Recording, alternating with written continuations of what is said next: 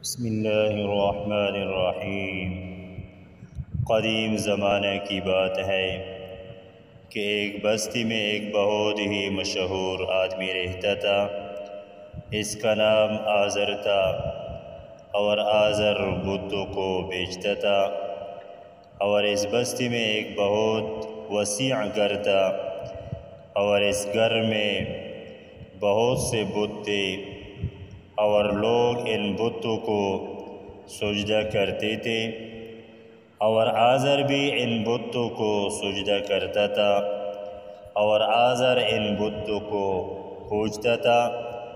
آزر کا ایک نہایت ہی شریف لڑکا تھا، ان کا نام ابراہیم علیہ السلام تھا، اور وہ ابراہیم علیہ السلام وہ لوگوں کو بتوں کے سامنے سجدہ کرتے ہوئے دیکھتے تھے، اور وہ لوگوں کو بتوں کی عبادت کرتے ہوئے بھی دیکھتے تھے۔ ابراہیم علیہ السلام اچھی طرح جانتے تھے یہ بت پتھر ہے اور یہ بولتے سنتے نہیں، اور یہ بھی جانتے تھے کہ یہ بت نہ نفع دیتے ہیں نہ نقصان، اور وہ یہ بھی دیکھتے تھے کہ مکھی بتوں پر بیٹھ جاتی ہے اور وہ اسے ہٹا نہیں سکتے، اور وہ دیکھتے تھے کہ چوہا بتوں کا کانا کھاتا رہتا ہے، وہ اسے روکتے نہیں۔ اور ابراہیم علیہ السلام اپنے جی میں کہتے تھے، لوگ بتوں کو کیوں سجدہ کرتے ہیں؟ اور ابراہیم علیہ السلام اپنے آپ سے سوال کرتے تھے، لوگ بتوں سے کیوں مانگتے ہیں؟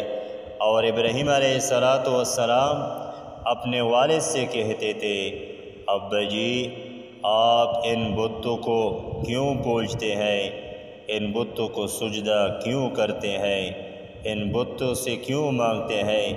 بے شک یہ بولتے سنتے نہیں، اور نہ یہ نفع نقصان دیتے ہیں، اور کس کے لیے کھانا پینا ان کے لیے رکھا جاتا ہے، اور پکی بات ہے ابا جی یہ بت کھاتے پیتے نہیں۔ اور آزر کو غصہ آ جاتا تھا مگر وہ سمجھتا نہیں تھا، اور ابراہیم علیہ السلام اپنی قوم کو نصیحت کرتے تھے، اور لوگ بھی غصہ ہوتے تھے اور سمجھتے نہ تھے۔